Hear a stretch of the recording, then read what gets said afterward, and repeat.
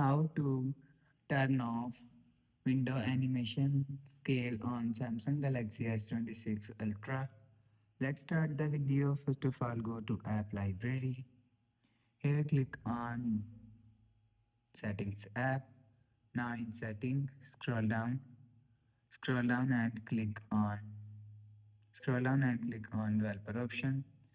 After click on Developer option, and scroll down and click on window animation scale. From here, scroll down.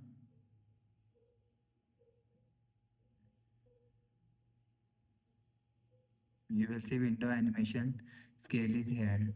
Click on window animation scale if you want to turn off window animation scale. So click on animation off. After click on animation off, you will see window animation scale is turned off. After turn off animation scale, go back to home screen. So that's how you can turn off window animation scale on Samsung Galaxy S26 Ultra. If you like the video, please subscribe. Thanks for watching.